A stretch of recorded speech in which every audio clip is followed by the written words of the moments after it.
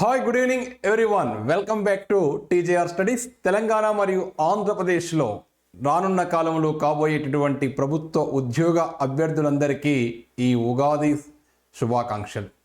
మరి ఈ 2026 తెలుగు నూతన సంవత్సరం ఉగాది, ఈ యొక్క ఉగాది నెక్స్ట్ ఉగాది వరకైనా మీరు అనుకున్న లక్ష్యాన్ని మీరు సాధించాలని, పాలకులు కూడా నిరుద్యోగులను దృష్టిలో ఉంచుకొని నిర్ణీత కాలంలో ఉద్యోగాలు భర్తీ చేయాలని, మీరు అనుకున్న లక్ష్యాన్ని మీరు చేరుకోవాలని మనస్ఫూర్తిగా ఆశిస్తూ ఆకాంక్షిస్తూ మరొక్కసారి మీ అందరికీ ఈ యొక్క తెలుగు నూతన సంవత్సర ఉగాది శుభాకాంక్షలు. మరి తెలంగాణ రాష్ట్రంలో త్వరలో, అంటే ఎప్పుడైతే ఈ ఓటీఆర్ డేట్ కంప్లీట్ అవుతుందో ఆ తర్వాత టీజీపీఎస్ నుంచి మనకు మొట్టమొదటి నోటిఫికేషన్గా అసిస్టెంట్ ఎగ్జిక్యూటివ్ ఇంజనీర్స్, అదేవిధంగా మనం ఎంతో కాలంగా ఎదురు చూస్తున్నటువంటి డిప్యూటీ ఎడ్యుకేషనల్ ఆఫీసర్, అదేవిధంగా diet lecturers, SCERT lecturers, CTE college of teacher education, అదేవిధంగా ఐఏఎస్సి లెక్చరర్స్ నోటిఫికేషన్ రావడానికి సర్వం సిద్ధమైనట్టు విశ్వసనీయ సమాచారాల ద్వారా మనకు తెలుస్తూ ఉంది. మరి ఎంతో కాలంగా డిప్యూటీ ఎడ్యుకేషనల్ ఆఫీసర్ ఉద్యోగానికి ఎదురు చూస్తున్నటువంటి అభ్యర్థులు, అదేవిధంగా మాస్టర్ ఆఫ్ ఎడ్యుకేషన్ ఎంఈడి పూర్తి చేసి ఈ డైట్ లెక్చరర్, బీఈడి లెక్చరర్ కావాలని చెప్పి కాళ్ళు కంటున్నటువంటి అభ్యర్థులకు ఈ నోటిఫికేషన్ అనేది ఒక సువర్ణ అవకాశంగానే మనం పేర్కొనవచ్చు. మరి ఈ డిప్యూటీ ఎడ్యుకేషనల్ ఆఫీసర్ నోటిఫికేషన్ మీద వార్తలు రావడంతోనే వేలాది మంది అభ్యర్థులు మెసేజ్ చేస్తున్నారు. ఎగ్జామ్ ప్యాటర్న్ ఎలా ఉంటుంది, క్వాలిఫికేషన్ ఎలా ఉంటుంది, ప్రిపరేషన్ ఎలా ఉండాలి, మరి పక్క రాష్ట్రంలో ఏపీలో జరిగినటువంటి ఎగ్జామ్ ప్యాటర్నే తెలంగాణలో ఉంటుందా, దీనికి ప్రామాణికమైనటువంటి పుస్తకాలు ఏంటి అనే అంశాల మీద రకరకాలుగా వందల కొద్ది మెసేజ్ చేస్తున్నారు. ఈ యొక్క వీడియోలో సంపూర్ణంగా డిప్యూటీ ఎడ్యుకేషనల్ ఆఫీసర్ యొక్క ఉద్యోగానికి కావలసినటువంటి ఎలిజిబిలిటీ ఏంటి, ఎగ్జామ్ ప్యాటర్న్ ఎలా ఉంటుంది, సిలబస్ ఏముంటుంది, ప్రిపరేషన్ విధానం ఎలా ఉండాలి మొదలగు అంశాలు సమగ్రంగా వివరించేటటువంటి ప్రయత్నం చేస్తాను. మరి మన ఛానల్ని తొలిసారిగా చూస్తున్న వాళ్ళైతే సబ్స్క్రైబ్ చేయండి, ఆల్రెడీ చేసిన వాళ్ళు లైక్ చేయడం, షేర్ చేయడం మర్చిపోకండి. మరి ఉగాది సందర్భంగా ఆంధ్రప్రదేశ్ రాష్ట్రంలో దాదాపు 10,000 పైన ఉద్యోగాలతో జాబ్ క్యాలెండర్ ఇచ్చారు. ఆ జాబ్ క్యాలెండర్లో ఆంధ్రప్రదేశ్ హాస్టల్ వెల్ఫేర్ ఆఫీసర్ దాదాపు 250 సుమారుగా నోటిఫికేషన్ ఇస్తామని చెప్పి జాబ్ క్యాలెండర్లో పేర్కొన్నారు. మరి ఆంధ్రప్రదేశ్లో బీఈడి పూర్తి చేసినటువంటి అభ్యర్థులు, ఎంతో కాలంగా ఎదురు చూస్తున్నటువంటి అభ్యర్థులు ఈ ఉద్యోగానికి మీరు ప్రిపేర్ కావచ్చు. బీఈడి అభ్యర్థులు మంచి అవకాశంగానే మనం పేర్కొనవచ్చు. మరి తెలంగాణ రాష్ట్రంలో కూడా గత హాస్టల్ వెల్ఫేర్ ఆఫీసర్ నోటిఫికేషన్ 540 ఉద్యోగాలతో పూర్తయింది. మరి ఉన్న వేకెన్సీతో ఇంకా ఎన్ని వేకెన్సీ ఉన్నాయో ఆ వేకెన్సీతో మరో నోటిఫికేషన్ వస్తే ఇక్కడ కూడా బీఈడి అభ్యర్థులు ప్రిపరేషన్ చేయడానికి ఆస్కారం ఉంటుంది. ముఖ్యంగా ఈ వీడియోలో మనం డిప్యూటీ ఎడ్యుకేషనల్ ఆఫీసర్, ఈ డిప్యూటీ ఎడ్యుకేషనల్ ఆఫీసర్కు క్వాలిఫికేషన్ ఏముండాలి, 2008లో ఉమ్మడి ఆంధ్రప్రదేశ్లో లాస్ట్ నోటిఫికేషన్ వచ్చింది. మరి రాష్ట్రం విడిపోయిన తర్వాత గత లాస్ట్ ఇయర్ ఆంధ్రప్రదేశ్లో ఎగ్జామ్ కండక్ట్ చేశారు.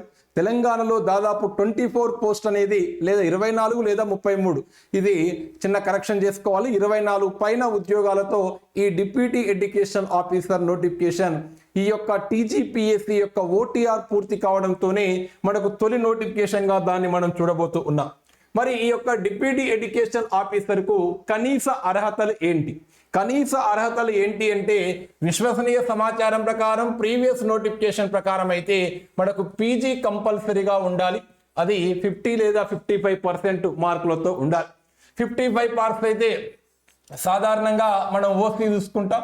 ఒకవేళ ఇది కొన్నిసార్లు 50% కూడా కన్సిడర్ చేస్తారు. రిజర్వేషన్ అభ్యర్థులకు సడలింపు ఉంటుంది. అంటే సెకండ్ క్లాసులో పీజీ కంప్లీట్ అయి ఉండాలి.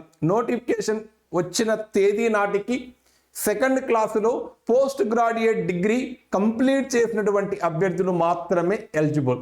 మరి దీనికి బీఈడి ఉండాలా లేదా అని చాలామంది డౌట్ పడుతున్నారు. బీఈడి అనేది కంపల్సరీ, కానీ పీజీతో మీరు ఈ డిప్యూటీ ఎడ్యుకేషనల్ ఆఫీసర్గా సెలెక్ట్ అయిన తర్వాత ఒక 2-3 సంవత్సరాలలో బీఈడి కంపల్సరీగా మీరు రెగ్యులర్గా చేసి రావాలి, సెలవులో వెళ్ళి బీఈడి చేసి రావాలి. అయితే ఇక్కడ ఒక చిన్న లాజిక్ ఉంది, గమనించండి.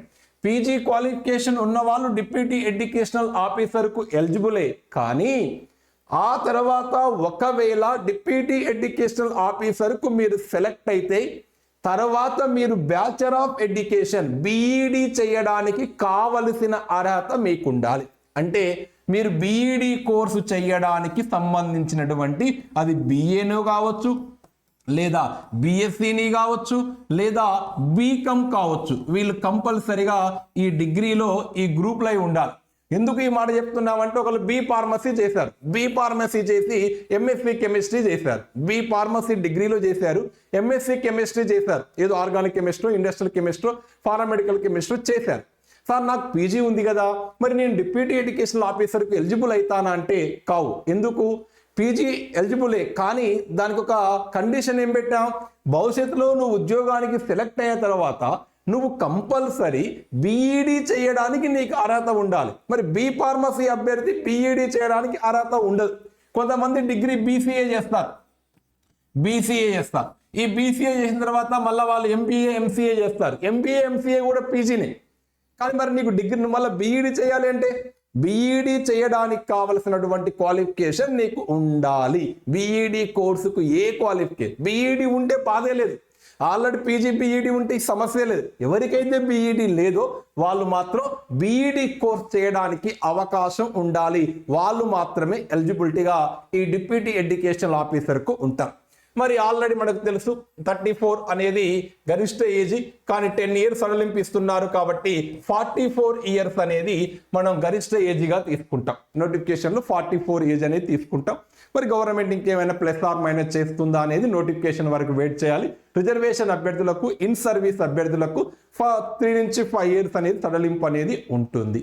ఇది డిప్యూటీ ఎడ్యుకేషనల్ ఆఫీసర్ కావలసినటువంటి క్వాలిఫికేషన్గా మనం చూసాం. పీజీ ఉండాలి, పీజీ బీఈడి ఉంటే సమస్య లేదు. ఎవరైనా బీఈడి లేకున్నా పీజీతో డిప్యూటీ ఎడ్యుకేషన్ ఆఫీసర్కు ఎగ్జామ్ రాయొచ్చు. కానీ సెలెక్ట్ అయిన తర్వాత మీరు బీఈడి చేయడానికి కావలసినటువంటి కనీస అర్హత డిగ్రీలో మీకు కలిగి ఉండాలి, లేదా మీ పీజీతోనైనా మీరు బీఈడి చేయడానికి అవకాశం, ఎలిజిబిలిటీ అనేది కంపల్సరీగా ఉండాలి.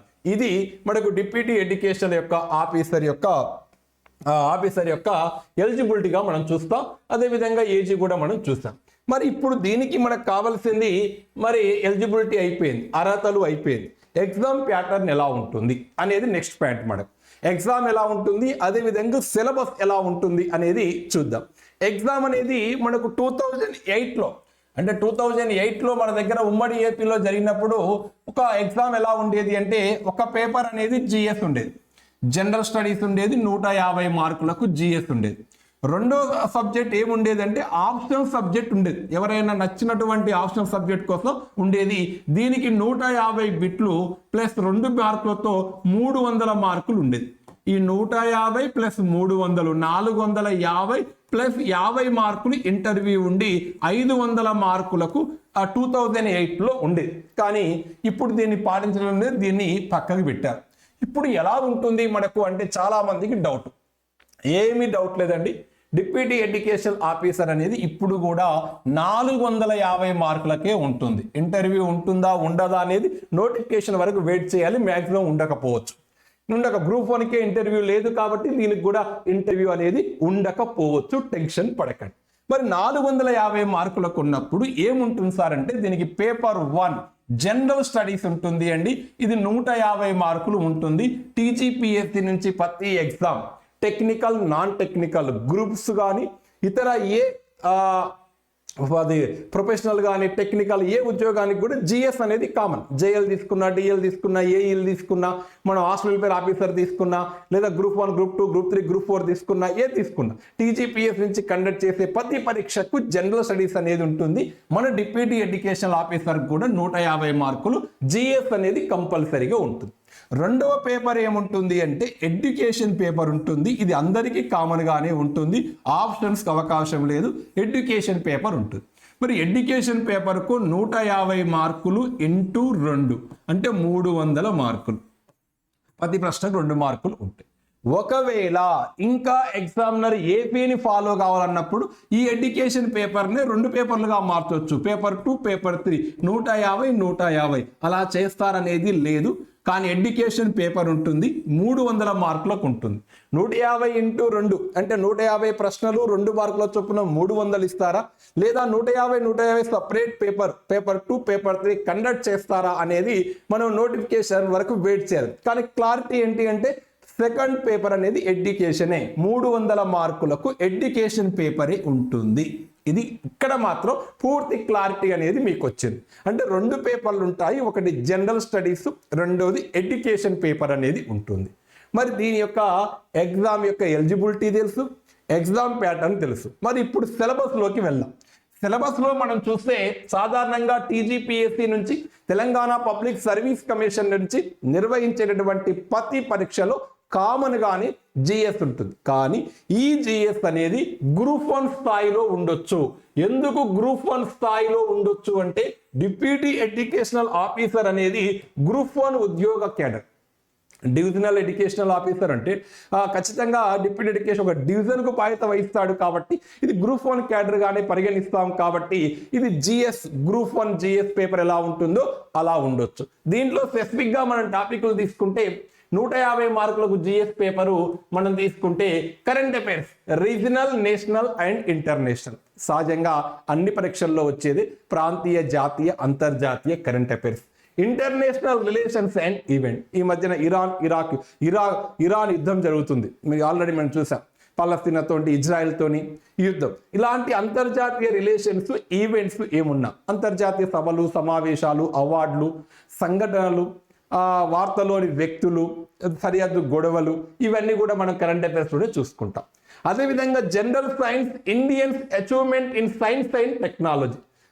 జనరల్ సైన్స్లో మనం 4 భాగాలు చూస్తాం. సాంకేతిక అభివృద్ధిలో ఇస్రోలో సాంకేతిక రంగంలో భారతదేశం యొక్క రోల్ ఏంటి, భారతదేశం యొక్క పాత్ర ఏంది, ఇస్రో ఎలాంటి విజయాలు సాధించింది అనే అంశాన్ని మనం సైన్స్లో చూసుకుంటాం. Environmental issues very very important. Disaster management, విపత్తు నిర్వహణ, పర్యావరణ సమస్యలు. ఇది ప్రతి పరీక్షలో అడుగుతున్నాడు. కరెంట్ ఈవెంట్ని టాలీ చేసుకుంటూ వర్తమాన అంశాలను జోడించుకుంటూ మనం ఈ కాన్సెప్ట్ అనేది చూసుకోవాలి. Economy of India and Telangana.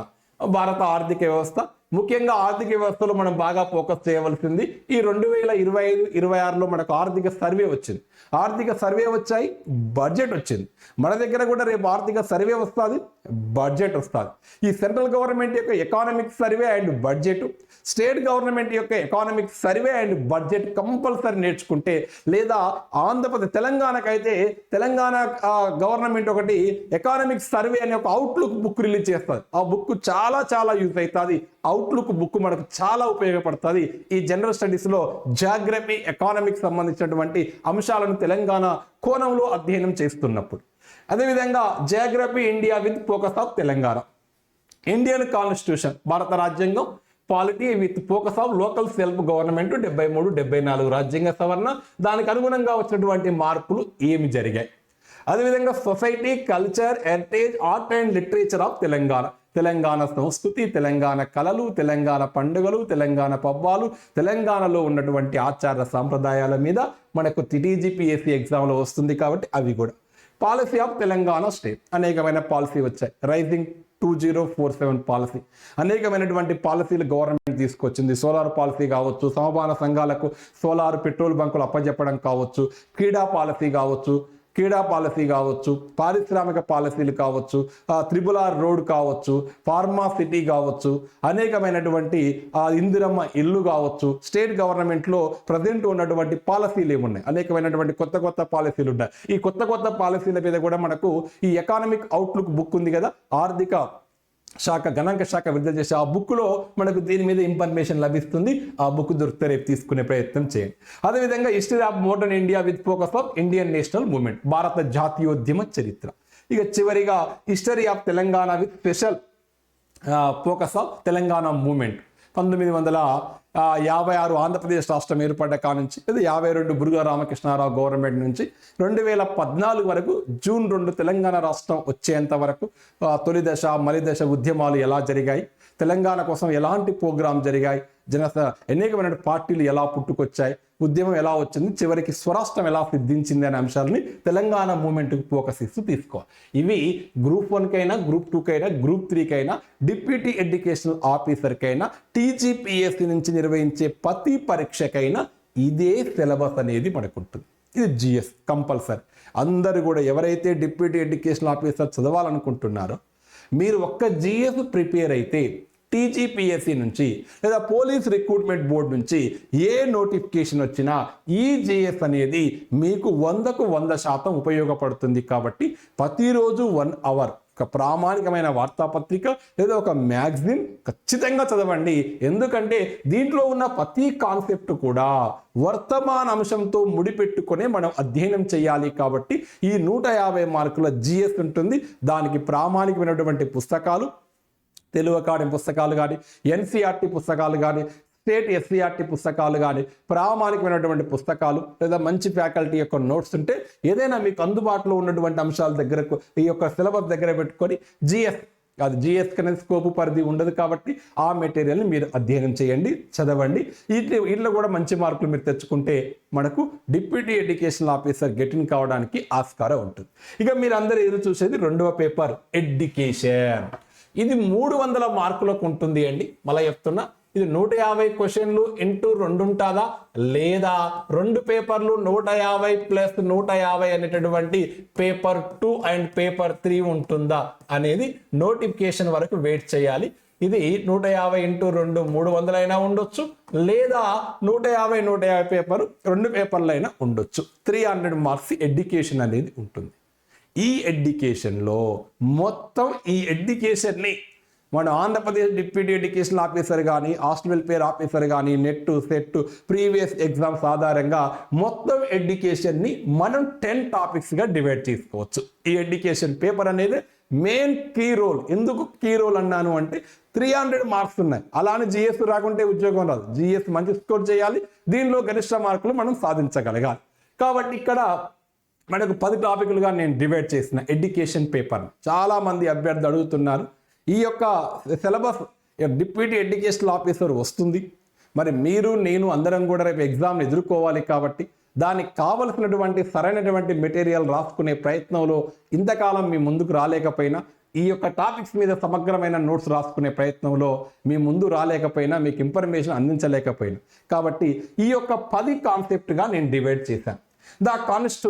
The educational constitutional context. భారతదేశంలో విద్య ఎలా ఉంది, భారత రాజ్యాంగంలో విద్యాపరమైనటువంటి సౌకర్యాలు ఏమున్నాయి, రాజ్యాంగ పీఠిక చూడాలి, ఫండమెంటల్ రైట్స్ చూడాలి. కాన్స్టిట్యూషన్ పీఠిక ఉంటుంది, పీఠికలో అనేకమైనటువంటి ఆశయాలు ఉంటాయి. ఆ ఆశయాలకు అనుగుణంగా ఇండియన్ ఎడ్యుకేషన్ సిస్టమ్ అనేది నిర్మించబడి ఉంది. భారతదేశ పైలమైన మేము ఈ భారతదేశాన్ని సర్వసత్తాక సామ్యవాద లౌకిక ప్రజాస్వామ్య గణతంత్ర రాజ్యంగా రూపొందించుకోవడానికి అని చెప్పి అనేకమైన అంశాలు, సమానత్వం, స్వేచ్ఛ, భావపట్టణ, ఈక్వాలిటీ, ఆర్థిక సమానత్వం, అనేక అంశాలు, జాతీయ సమైక్యత, సమగ్రత, సోదర భావం, అనేక అంశాలు కాన్స్టిట్యూషన్ యొక్క పీఠికలో ఉన్నాయి. ఆ పీఠిక నుంచి స్టార్ట్ చేసి ఎందుకు ఆ మాట అంటున్నానంటే భారత రాజ్యాంగంలో పొందుపరిచిన విద్యా విలువల్ని గుర్తించండి అంటాడు, విద్యా ఆశయాలను సూచించండి అంటాడు. ఆ విద్యా విలువలు, విద్యా ఆశయాలు ఇండియన్ కాన్స్టిట్యూషన్లో ఎక్కడ ఉంటాయంటే పీఠికలో ఉంటాయి, ఫండమెంటల్ డ్యూటీస్లో ఉంటాయి, కొన్ని ఆదేశిక సూత్రాలు, డైరెక్టివ్ ప్రిన్సిపల్స్లో కూడా మనకు కనబడుతూ ఉంటాయి. కాబట్టి కాన్స్టిట్యూషనల్ కాంటెక్స్ట్ మొత్తం చూసుకోవాలండి. రాజ్యాంగం అమల్లోకి వచ్చిన కానుంచి ఆదేశిక సూత్రాల్లో విద్యని పొందుపరచడం, స్వాతంత్రం వచ్చిన రాజ్యాంగం అమల్లోకి వచ్చిన 10 years 1960 నాటికే ఈ సార్వజనీన ప్రాథమిక విద్యను సాధించాలి, యూనివర్సల్ ఎలిమెంటరీ ఎడ్యుకేషన్ సాధించాలని,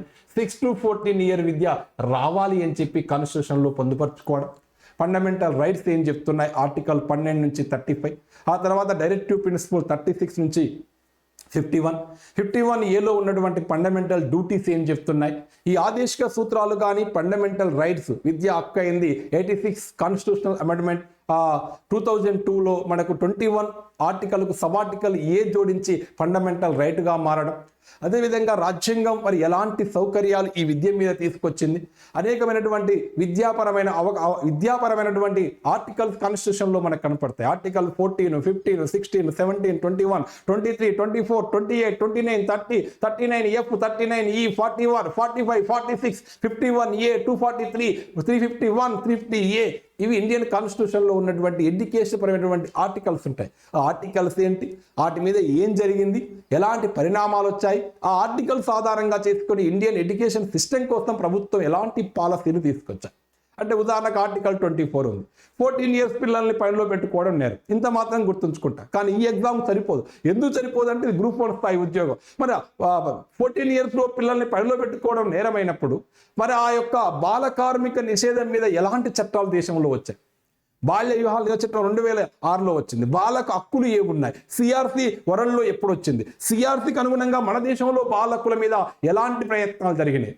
జాతీయ బాల హక్కుల కమిషన్ నిర్మాణం ఎలా జరిగింది? దాంట్లో ఎవరు ఉంటారు? దాని యొక్క డ్యూటీస్ ఏంటి? మరి బాల హక్కులని భారతదేశంలో ఎవరు పరిరక్షిస్తున్నారు అనే అంశాల కోణంలో మనం అధ్యయనం చేయాలి.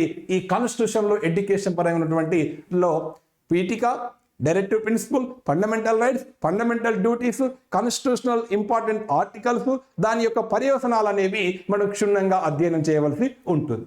ఇక రెండోది ఫౌండేషన్ ఆఫ్ ఎడ్యుకేషన్. దీన్ని ఫిలాసఫీ అంటాం. ఇక్కడ విషయం కూడా మీకు క్లారిటీ ఇస్తున్నా. చాలా మంది అభ్యర్థులు అడుగుతూ ఉంటారు, సార్ తత్వశాస్త్రం మొత్తం చదవాలా, సోషియాలజీ మొత్తం చదవాలి? లేదండి. ఎడ్యుకేషన్ ఫిలాసఫీ, ఎడ్యుకేషన్ సోషియాలజీ తప్ప సోషియాలజీతో పూర్తి సోషియాలజీతో మనకు పని లేదు, పూర్తి ఫిలాసఫీతో మనకు పని లేదు. ఎంఏలో ఫిలాసఫీ చేశాను నేను. ఆ ఎంఏలో ఉన్న ఫిలాసఫీ అంతా తీసుకొచ్చి ఇక్కడ అడగాడు. కేవలం విద్యతో సంబంధం ఉన్న ఫిలాసఫీ మాత్రమే అడుగుతాడు. బట్ ఫౌండేషన్ ఆఫ్ ఎడ్యుకేషన్లో విద్య అంటే ఏంది, విద్య అర్థము, రకాలు, నిర్వచనాలు, విద్య యొక్క ఆశయాలు, గమ్యాలు, ఫిలాసఫీకి ఎడ్యుకేషన్కి ఉన్న సంబంధం ఏంటి, ఫిలాసఫీలో ఎడ్యుకేషన్లో కొన్ని వాదాలు ఉన్నాయి. భావవాదం కావచ్చు, ప్రకృతివాదం కావచ్చు, వ్యవహారిక సత్తావాదం కావచ్చు, అస్తిత్వవాదం కావచ్చు, సామాజిక నిర్మిత వాదాలు కావచ్చు, వాస్తవిక వాదం కావచ్చు. ఈ వాదాలు ప్రతిపాదించింది ఎవరు?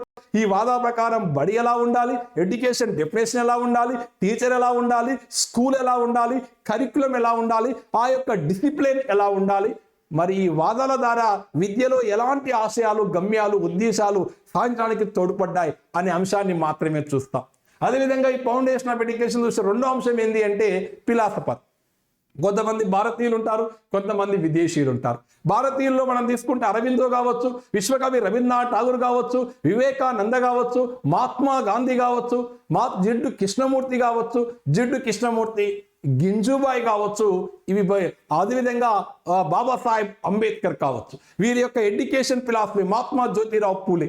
అంటే ప్రాచీన కాలంలో కొందరు, స్వతంత్ర కాలంలో కొందరు, స్వతంత్రం తర్వాత మరికొంతమంది ఫిలాసఫర్లు ఇండియన్ ఎడ్యుకేషన్ సిస్టాన్ని ఎలా మార్చారు, వారి యొక్క తత్వాన్ని విద్యకి ఎలా అనువర్తనం చేశారు అనేటటువంటి అంశాన్ని మనం ఈ గింజుబాయి వరకు చూసుకోవాలి. అదేవిధంగా వెస్ట్రన్లో కొంతమంది మనకు ఫిలాసఫర్లు ఉంటారు.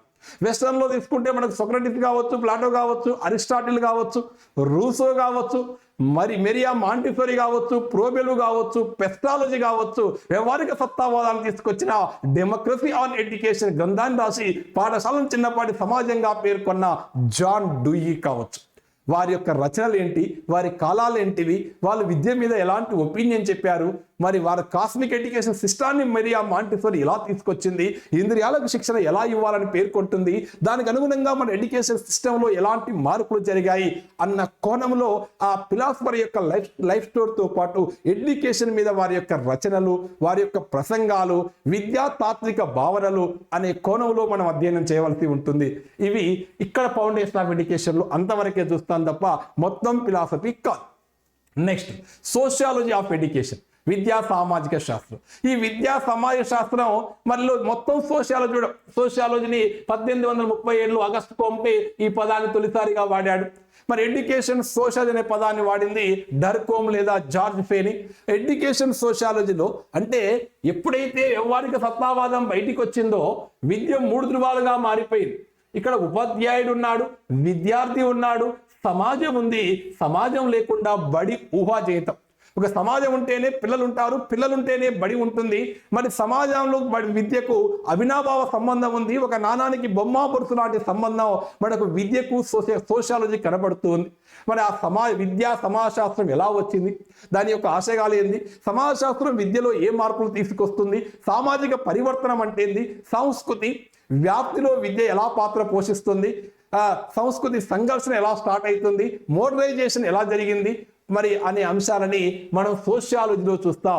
ఈ సోషియాలజీలో భాగంగా సమాన విద్యా అవకాశాలు ఏంటి, డెమోక్రసీ ఎడ్యుకేషన్ సిస్టమ్ ఎలా వచ్చింది, ఈక్వల్ ఎడ్యుకేషన్ ఆపర్చునిటీ ఎలా ఉంది, సమాన విద్యావకాశాల కోసం మరి గవర్నమెంట్లు కమిషన్లు ఏం చేశాయి, కాన్స్టిట్యూషన్లో ఎలాంటి వారికి రక్షణ ఉంది అనే అంశాన్ని ఇక్కడ సోషియాలజీ చూస్తాం. అంతవరకే డిస్కస్ చేస్తాం తప్ప పూర్తి సోషియాలజీ తీసుకొచ్చి కుటుంబం ఎలా ఏర్పడింది, మతం ఎలా ఏర్పడింది, రాజ్యం ఎలా ఏర్పడింది, సోషియాలజీలో ఉన్న తెగలేంటి సంబంధం లేదు. ఎడ్యుకేషన్ పరంగా మాత్రమే వాటిని డిస్కస్ చేస్తూ ఉంటాం. ఇక ఎడ్యుకేషన్ సైకాలజీ మీ అందరికీ తెలుసు. మనం టెట్లో ఏదైతే నేర్చుకున్నామో అదే సిలబస్ ఉంటుంది, కానీ దాని యొక్క కాఠిన్య స్థాయి పెరిగింది. ఎందుకంటే టెట్ లాగా ఒక వాక్యంలో ఉండదు, 4 ప్రవచనాలు ఇచ్చి ఏబి సరైందా, బీసీ సరైందా, సిడి సరైందా అంటాడు. కాబట్టి లేదా మ్యాచింగ్ ఫాలోయింగ్ ద మ్యాచింగ్ ఇస్తాడు, లేదా కారణం ఇస్తాడు, హేతు ఇస్తాడు, ఆ రెండింటి మధ్య ఆన్సర్ చేయమని చెప్తూ ఉంటాడు. కాబట్టి మన యొక్క కాఠిన్య స్థాయి, అండర్స్టాండింగ్ స్థాయి, అవగాహన స్థాయి అనేది మనకు ఖచ్చితంగా దీంట్లో మనకు పెరగాలి. సైకాలజీలో మనం తీసుకుంటే ఖచ్చితంగా పెరుగుదల వికాసం, ఇది కాన్సెప్ట్ మనకు ఉంటుంది. వైయక్తిక భేదాలు ఉంటుంది, మూర్తిమత్వం ఉంటుంది, అభ్యసనం ఉంటుంది. ఈ 4 కాన్సెప్ట్లని మనం ఎడ్యుకేషన్ సైకాలజీలో చూస్తూ ఉంటాం. ఆల్రెడీ మీకు టెట్ రాసినటువంటి అభ్యర్థులకు దాని మీద సమగ్రమైన అవగాహన ఉంది. అదేవిధంగా 5వది trends in education, contemporary Indian education. ఇది పెద్ద టాపిక్. దీంట్లో అనేక అంశాలు మనం చూస్తాం. ట్రెండ్స్ ఆఫ్ ఎడ్యుకేషన్లో పర్యావరణం విద్య, అర్థశాస్త్రం విద్య, ఆరోగ్య విద్య, వ్యాయామ విద్య, ఎల్పిజి విద్య, విలువలు విద్య, అన్ని విద్యా పథకాలు డిస్కస్ చేస్తాం. అన్ని విద్యా పథకాలు, operation blackboard, APEP start చేస్తే operation blackboard, DPEP, Sarva Shiksha Abhiyan, NPEGEL, Kasturba Gandhi Balika విద్యాలయాలు, Rashtriya Madhyamik Shiksha Abhiyan, mid day meals, Rashtriya Avishkar Abhiyan, Rashtriya Madhyamik Shiksha Abhiyan, సాక్షరా Bharat, పढ़ना लिखना అభియాన్, సమగ్ర శిక్ష అభియాన్, ఇన్స్పైర్, విద్యాంజలి, కళా ఉత్సవ్, ప్రతి ఎడ్యుకేషన్ ప్రోగ్రామ్ 1950 జనవరి 26 కాన్స్టిట్యూషన్ అమల్లోకి వచ్చిన కానుంచి మొదలుకుంటే ఈ మధ్యన గవర్నమెంట్ తీసుకొచ్చిన పढ़ना लिखना అభియాన్, 2018లో తీసుకొచ్చిన సమగ్ర శిక్ష అభియాన్ వరకు ప్రతిదీ మనం చూసుకుంటూ వస్తాం. ప్రతి అంశం మనం తీసుకుంటూ వస్తాం. ట్రెండ్స్ ఆఫ్ ఎడ్యుకేషన్లో ప్రతి ఎడ్యుకేషన్ ప్రోగ్రామ్ చూస్తాం. వాల్యూ ఎడ్యుకేషన్ చూస్తాం, LPG, liberalisation, privatisation, globalisation, health education, physical education, environmental education, అది కౌమార విద్య, లైఫ్ స్కిల్స్, అన్ని అంశాలు దీంట్లో మనం డిస్కస్ చేసుకుంటాం. మరి ఈ ట్రెండ్స్ ఇన్ ఎడ్యుకేషన్. అదేవిధంగా 6వ తీసుకుంటే special education and disability studies, ప్రత్యేక అవసరాలు గల పిల్లల విద్య, చిల్డ్రన్ విత్ స్పెషల్ నీడ్స్. సమ్మిళిత విద్య అనే భావన ఎందుకు వచ్చింది? పర్సన్ విత్ డిజబిలిటీ యాక్ట్ 1995 దాన్ని రీప్లేస్మెంట్ చేస్తూ 2016లో వచ్చిన right of person with disability act ఏం చెప్పింది? 2006లో యుఎన్ఓ ఏర్పాటు చేసిన United national conference for right of person with disability meeting ఏం చెప్పింది అనే అంశాలు. ప్రత్యేక అవసరాల పిల్లలు ఎవరు? దాంట్లో మనం మానసిక వైకల్యం, అభ్యసన వైకల్యం, దృష్టి వైకల్యం, శ్రవణ వైకల్యం, బౌల వైకల్యం, చలన వైకల్యాలు, ఆ వైకల్యం గల వ్యక్తులకు ఉన్నటువంటి ఆ కారణాలు ఏంటి, నివారణ మార్గాలు ఏంటి, సమ్మిళిత విద్యలో వాళ్ళకి ఎలాంటి సౌకర్యాలు కల్పిస్తా, వారి యొక్క ఇన్స్టిట్యూషన్స్ ఏమున్నాయి, రిహాబిలిటేషన్ కౌన్సిల్ ఆఫ్ ఇండియా ఎలా ఏర్పడింది, దాని యొక్క డ్యూటీస్ ఏంటి, మరి సమ్మిళిత విద్య అనే భావన ఎందుకు తీసుకొచ్చింది, సాలమంకా డిక్లరేషన్ కావచ్చు, జమేతియన్ మీటింగ్ కావచ్చు, అనేకమైనటువంటి అంశాలని పూర్తిగా ఈ డిజబిలిటీ స్టడీస్లో డిస్కస్ చేస్తూ ఉంటాం. అది కూడా మనం ఎడ్యుకేషన్ పరిధిలోకి వస్తుంది. అదేవిధంగా next school management and administration. School management, పాఠశాల నిర్వహణ, పాఠశాల మేనేజ్మెంట్ ఎలా, మరి సంస్థాగత ప్రణాళిక అంటే స్కూల్ నిర్వహణ ఎలా వచ్చింది? స్కూల్ అనే పదం స్కూల్ అనే గ్రీక్ పదం నుంచి వచ్చింది. స్కూల్ అంటే విరామ సమయాన్ని సద్వినియోగం చేసుకున్నటువంటి ప్రదేశం అని ప్రారంభించి పాఠశాల నిర్మాణం, పాఠశాల పరిపాలన, పాఠశాల వ్యవస్థలో మరి నిర్వహణ అంటే ఏంది, పరిపాలన అంటే ఏంది, ఈ రెండింటి మధ్య ఉన్న వ్యత్యాసం ఏమిటి, స్కూల్ డెవలప్మెంట్ ప్లాన్ ఎలా తయారు చేస్తాము, మరి పాఠశాలలో ఉన్నటువంటి హెడ్ మాస్టర్ ఏ రోల్ పోషించాలి, హెడ్ మాస్టర్కి ఏ లక్షణాలు ఉండాలి, పాఠశాల బాస్ ఏ విధులు నిర్వర్తించాలి, ఆ బడిలో ఉన్న టీచర్స్ ఏంది, టీచర్ యొక్క ఫ్రీ సర్వీస్, ఇన్ సర్వీస్ ఎలా ఉంది, ఉద్యోగానికి ముందు ఫ్రీ సర్వీసు, ఉద్యోగ అనంతరం ఇన్ సర్వీస్ ఎలా అందుతుంది, ఆ ఇన్ సర్వీస్ అందించే సంస్థలు దేశంలో ఏమున్నాయి, ఎన్సీఆర్టీ కాంచి మొదలు పెడితే స్కూల్ కాంప్లెక్స్ దాకా అనేకమైనటువంటి సంస్థలు మనకున్నాయి. ఎన్సీఆర్టీ కావచ్చు, నియూపో కావచ్చు, ఎన్సిటిఈ కావచ్చు, సిఐఈటీ కావచ్చు, ఆర్ఐఈలు కావచ్చు, ఆర్సీఏలు కావచ్చు, ఎస్సీఆర్టీలు, ఎస్ఆర్సీలు, అదేవిధంగా ఎస్ఐఈటీలు, డైట్లు, పాఠశాల మండల స్థాయిలో ఎంఆర్సీలు, స్కూల్ కాంప్లెక్స్లు, ఏఐసిటి, సిబిఎస్ఈ, యూజీసీ, అనేకమైనటువంటి ఎడ్యుకేషన్ యొక్క ఆర్గనైజేషన్ ఇన్స్టిట్యూషన్స్ని మనం ఇక్కడ పూర్తిగా డిస్కస్ చేస్తూ ఉంటాం. ఆ స్కూల్ మేనేజ్మెంట్ అండ్ అడ్మినిస్ట్రేషన్, రికార్డులు, రిజిస్టర్లు, ఏ రికార్డు ఎలా వాడాలి, రికార్డుల ప్రాముఖ్యత ఏంటి, రికార్డు యొక్క సూత్రాలు ఏంటి అనే అంశాన్ని మనం ఇక్కడ డిస్కస్ చేస్తూ ఉంటాం. అదేవిధంగా నెక్స్ట్ పోతే సుస్థిర అభివృద్ధి and education. Millennium development goals వచ్చినాయి. 2000 సంవత్సరం నుంచి 2015 వరకు మిలీనియం డెవలప్మెంట్ గోల్స్ వచ్చినాయి. అవి 7 ఉండేది. ఆ మిలీనియం డెవలప్మెంట్ గోల్స్ని రీప్లేస్మెంట్ చేస్తూ 2016 నుండి 2030 వరకు 17 గోల్స్తో తీసుకొచ్చినవే ఎస్డిజీలు, సుస్థిర అభివృద్ధి లక్ష్యాలు. ఆ సుస్థిర అభివృద్ధి లక్ష్యాల్లో ఎడ్యుకేషన్ ఏంటి, ఎడ్యుకేషన్ మీద ఆ సుస్థిర లక్ష్యాలు ఎలా పొందుపరిచారు, ఆ ఎస్డిజీలు కానీ ఎండిజీల్లో ఉన్నటువంటి ఎడ్యుకేషన్ ఏముంటుంది అంటే యూనివర్సల్ ఎలిమెంటరీ ఎడ్యుకేషన్ ఉంటుంది. ఈ యూనివర్సల్ ఎలిమెంటరీ ఎడ్యుకేషన్ కోసం ఆ ప్రపంచ దేశాలు ఏం చేసినాయి, యునెస్కో ఏం చేసింది, ఇండియా ఏం చేసింది, దాని మీద ఇండియా సైన్ పెట్టినప్పుడు మరి సార్వజనీన ప్రాథమిక విద్య సాధించాలనుకున్నాం. దానికోసం గవర్నమెంట్ ఏం చేసింది, మిలీనియం డెవలప్మెంట్ గోల్స్ మీద ఇండియా 2000 సంవత్సరంలో సైన్ పెట్టినాక వచ్చిన మొట్టమొదటి ప్రోగ్రామే సర్వశిక్ష అభియాన్. మరి ఎస్డిజి మీద సైన్ పెట్టిన తర్వాత భారతదేశంలో 18 ఇయర్స్ వరకు అందరికీ విద్యను ఏకత్వం చేయాలన్న ఉద్దేశంతో నరేంద్ర మోడీ గవర్నమెంట్ ఈ సర్వశిక్ష అభియాన్, సమగ్ర శిక్ష అభియాన్ రెండింటిని కలిపి ఏం తీసుకొచ్చారు అంటే సమగ్ర శిక్ష అభియాన్ని తీసుకురావడం జరిగింది. అదేవిధంగా ఈ నెక్స్ట్ మనం చూసుకుంటే లైఫ్ లాంగ్ లెర్నింగ్, దీన్ని 3L అంటున్నా, ఇప్పుడు 4L అంటున్నా. యునెస్కో 1993లో ఆ కమిషన్ నియమించింది. ఆ కమిషన్ ప్రకారం లైఫ్ లాంగ్ ఎడ్యుకేషన్ వచ్చింది. ఆ life long education, moral education, space education, నైతిక విద్య మరియు శాంతి విద్య, అంతర్జాతీయ విద్య అనే కాన్సెప్ట్ని మనం ఇక్కడ డిస్కస్ చేస్తాం. ఇక చివరికి పోతే ఎడ్యుకేషన్ స్టార్ట్ 6. ఆ విద్య సాంఖ్యాక శాస్త్రం మీకు అందరికీ తెలిసింది. అంగగణితం, మధ్యగతం, బౌలకం, ప్రామాణిక విచలనాలు, కోటి సహసంబంధ గుణకాలు, ఇవి మనం ఎడ్యుకేషనల్ స్టార్ట్ 6లో చూస్తూ ఉంటాం. ఇక్కడ ద కాన్స్టిట్యూషనల్ కాంటెక్స్ట్లో మళ్ళీ ఎడ్యుకేషన్ సిస్టాన్ని చూస్తున్నప్పుడు ఇక్కడ ఏం చూస్తాము అంటే స్వాతంత్రానికి పూర్వం, స్వాతంత్ర అనంతరం కూడా ఎడ్యుకేషన్ సిస్టాన్ని మనం పరిశీలిస్తాం. కమిషన్లు ఏమొచ్చినాయి, స్వాతంత్రానికి పూర్వం ఉన్నటువంటి విద్యా కమిషన్లు మనకు కొన్ని ఉంటాయి. లార్డ్ మెకాలే కావచ్చు, చార్లెస్ వుడ్ కావచ్చు, అంటర్ కమిషన్ కావచ్చు, 1992లో థామస్ రాలీ విశ్వవిద్యాలయ కమిషన్ కావచ్చు, షాడ్లర్ కమిషన్, ఆర్టాక్ కమిటీ, సార్జెంట్ నివేదిక, ఆ మధ్యలోనే గాంధీ బేసిక్ ఎడ్యుకేషన్, అబట్వుడ్ కమిటీ. స్వాతంత్రం తర్వాత మనం చూసుకుంటే విశ్వవిద్యాలయ కమిషన్, సెకండరీ కమిషన్, అదేవిధంగా రామచంద్రన్ మౌలిక విద్యా కమిషన్, దుర్గాబాయి దేశ్ముఖ్ యొక్క శ్రీ విద్యా కమిషన్, నైతిక విద్యా Sriprakash committee, Hansa Mehta committee, Bhaktavatsalam committee, అదేవిధంగా కొఠారీ కమిషన్, 68 జాతీయ విద్యా విధానం. ఆ తర్వాత మనం తీసుకుంటే ఈశ్వరబాయి పటేల్ కమిటీ, వృత్తి విద్యపై ఆదిశేషయ్య కమిటీ. ఆ తర్వాత చటోపాధ్యాయ కమిషన్ 83, 86లో నూతన జాతీయ విద్యా విధానం, దాని అమలు కోసం రామ్మూర్తి కమిటీ 90, 91లో జనార్దన్ రెడ్డి కమిటీ, 92, 93లో యశ్పాల్ కమిటీ యొక్క సిఫారసు మేరకు మనం తీసుకొచ్చింది మనం చతుర్వేది కమిటీ. ఆ తర్వాత వచ్చినటువంటి ఎన్సీఎఫ్ 2005 ఏం చెప్తుంది, అదేవిధంగా ఎన్సీఎఫ్ 2005 తర్వాత ఈ మధ్యన ఎన్సీఎఫ్ ఎస్ఈ 2023 వచ్చింది. అదేవిధంగా 86 జాతీయ విద్యా విధానాన్ని రీప్లేస్మెంట్ చేస్తూ నరేంద్ర మోడీ గవర్నమెంట్ దేశంలో 3వ నేషనల్ ఎడ్యుకేషన్ పాలసీ 2020 వచ్చింది. ఆ 2020 పాలసీలని కూడా మనం మొత్తం ఇండియన్ ఎడ్యుకేషన్ సిస్టాన్ని ఇక్కడ అధ్యయనం చేస్తూ ఉంటాం, అలా డిస్కస్ చేస్తూ ఉంటాం. ఇలా 10 పార్ట్స్గా డివైడ్ చేసుకుంటే మనకి ఎడ్యుకేషన్ పేపర్ అనేది పూర్తవుతూ ఉంటుంది. మరి దీనికి ప్రామాణికమైనటువంటి మెటీరియల్, ప్రామాణికమైనటువంటి పుస్తకాలు ఏంటి సార్ అనే డౌట్ మీకు రావచ్చు. సాధారణంగా తెలుగు అకాడమీ పుస్తకాలు తీసుకోండి. మరి తెలుగు అకాడమీ పుస్తకాల్లోనే సంపూర్ణ ఇన్ఫర్మేషన్ ఉంటుందా అంటే ఉండదు.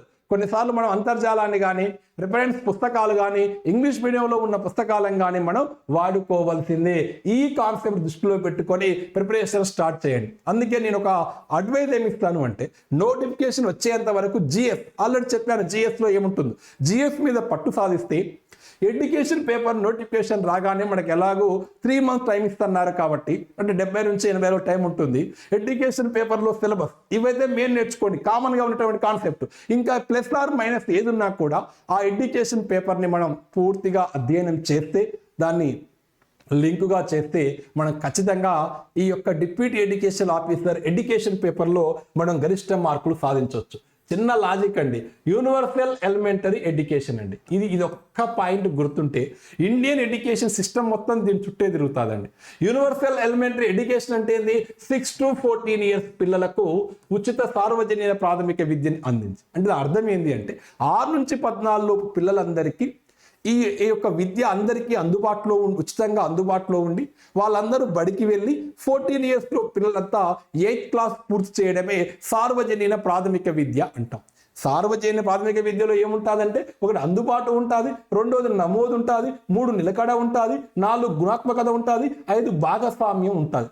అందుబాటు అంటే 6 to 14 years పిల్లలకు కిలోమీటర్లోపే ప్రైమరీ స్కూల్ అందుబాటులో ఉండాలి. ఫస్ట్ అందుబాటులో ఉన్నాక ఆ పిల్లలందరినీ అలా ఎన్రోల్మెంట్ నమోదు చేయించాలి. నమోదు చేసినటువంటి పిల్లలు బయటికి పోకుండా నిలకడ డ్రాప్అవుట్ లేకుండా నిలకడ పెంచాలి. నిలకడ ఉన్నటువంటి పిల్లలకు గుణాత్మక విద్య అందించాలి.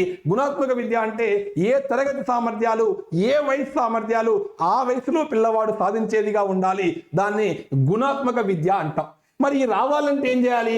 సమాజాన్ని భాగస్వామ్యం చేయాలి. మరి ఈ యొక్క 5 అంశాలను దృష్టిలో పెట్టుకొని మన దేశంలో ఏ ఎడ్యుకేషన్ పాలసీ అయినా, ఏ ఎడ్యుకేషన్ ప్రోగ్రామ్ అయినా, ఏ ఎడ్యుకేషన్ కమిషన్ అయినా వీటిని దృష్టిలో పెట్టుకునే వచ్చింది. ఆ 6 to 14 years పిల్లల్లో సార్వజనీన ప్రాథమిక విద్యను సాధించాలన్న ఉద్దేశంతో రాజ్యాంగం అమల్లోకి వచ్చినప్పుడు ఇండియన్ కాన్స్టిట్యూషన్లో 4వ భాగం డైరెక్టివ్ ప్రిన్సిపల్స్లో 45వ ఆర్టికల్లో దాన్ని పొందుపరిచారు. 6 to 14 years పిల్లలకు ఉచిత నిర్బంధ ప్రాథమిక విద్యని అందించాలి. ఇట్లా లింక్ చేసుకుంటూ చదివితే ఎడ్యుకేషన్ పేపర్ అనేది పెద్ద కఠినమైనది ఏది కాదు. ప్రణాళికాబద్ధంగా ప్రిపరేషన్ చేయండి, ఖచ్చితంగా లక్ష్యాన్ని చేరుకునే ఉంటారు. మీకు కావాల్సినటువంటి గైడెన్స్ ఎల్లప్పుడూ అందిస్తూనే ఉంటాను. ప్రిపరేషన్లో మాత్రం ఎక్కడా అలసత్యం వహించకండి. ఆంధ్రప్రదేశ్లో ఉన్నటువంటి ఆ జాబ్ క్యాలెండర్లో ఉన్న హాస్టల్ వెల్ఫేర్ ఆఫీసర్లకు కూడా సేమ్ ఎడ్యుకేషన్ పేపర్ దాదాపుగా ఇదే సిలబస్తో ఉంటుంది. మీరు కూడా ప్రిపరేషన్ స్టార్ట్ చేయండి. ఆల్రెడీ మీకు డేట్ అనౌన్స్మెంట్ చేశారు, నోటిఫికేషన్ ఎప్పుడు ఇస్తామో, ఎగ్జామ్ ఎప్పుడు నిర్వహిస్తామని. మీరు కూడా వృధా చేయకండి. తెలంగాణలో అయితే ఇంకా మరి జాబ్ క్యాలెండర్ రీషెడ్యూల్ అంటున్నారు, రావాలని కోరుకుందాం. మరి ఫస్ట్ నోటిఫికేషన్గా డిప్యూటీ ఎడ్యుకేషన్ ఆఫీసర్ వస్తుంది అనే విశ్వసనీయ సమాచారం. మీలాంటి వందలాది మంది మెసేజ్ పెట్టడం వల్ల ఈ వీడియో రూపంలో మీకు క్లారిటీ ఇవ్వాలన్న ఉద్దేశంతో మీ ముందుకు రావడం జరిగింది. అదేవిధంగా చాలామంది అభ్యర్థులు అడుగుతున్నారు డైట్ అండ్ ఎస్సీఆర్టీ. డైట్లో 2 రకాల లెక్చర్స్ ఉంటాయి. DIET lecture, senior lecture, SCERT and CTE లెక్చర్లు అడుగుతున్నారు. ఆ క్వాలిఫికేషన్స్ ఏంటి, వాటి ఎలిజిబిలిటీ ఏంటి, ఎగ్జామ్ ప్యాటర్న్ ఎలా ఉంటుంది అనే అంశాలు తదుపరి వీడియోలో మీకు వివరించేటువంటి ప్రయత్నం చేస్తాను. మీకు ఇంకేమైనా డౌట్ ఉంటే అటు స్కూల్ అయ్యే నెంబర్కు వాట్సాప్ చేయండి. ఎల్లవేళలా మాకున్నటువంటి అనుకూల సమయంలో మీ యొక్క సందేహాన్ని నివృత్తి పరుస్తూనే ఉంటాం. ఏది ఏమైనా కూడా మన దగ్గర ఉంది కాలం మాత్రమే. నోటిఫికేషన్లు ఎప్పుడు వస్తాయి, ఎలా వస్తాయి అనేది ప్రభుత్వ పాలసీ ప్రకారం ఉంటుంది. మన దగ్గర ఉన్నది కాలమే. ఆ కాలాన్ని వృధా ఎక్కడా చేసుకోకండి. మీరు వృధా చేసే ప్రతి నిమిషం కూడా భవిష్యత్తులో మీ అదృష్టాన్ని తారుమారు చేస్తుంది. కాబట్టి సమయాన్ని సద్వినియోగం చేసుకోండి. నిరుద్యోగుల బాధ, ఆవేదన, వారి యొక్క ఇబ్బంది తెలుసు, కానీ మన చేతిలో మనం ఆలోచిస్తే కొన్ని పరిణామాలు జరగవు. అది ప్రభుత్వ పెద్దలు, పాలసీ మేకర్లు తీసుకోవాల్సినటువంటి అంశం. కాబట్టి వాళ్ళ నిర్ణయం వచ్చేంత వరకైనా మనం ఆలోచించకుండా ఉన్న సమయాన్ని సద్వినియోగం చేసుకొని రానున్న కాలంలో కాబోయే మీరు అధికారులుగా, ఉపాధ్యాయులుగా అనుకున్న లక్ష్యాన్ని మీరు చేరుకోవాలని మరొకసారి మీ అందరికీ ఉగాది పండుగ శుభాకాంక్షలు తెలియజేసుకుంటూ, వచ్చే ఉగాదికి మీరు అనుకున్న లక్ష్యం వైపు ఆ భగవంతుడు మిమ్మల్ని తీసుకెళ్లాలని కోరుకుంటూ మరొక అంశంతో, మరొక వీడియోతో మీ ముందుకు వచ్చినటువంటి ప్రయత్నం చేస్తాను.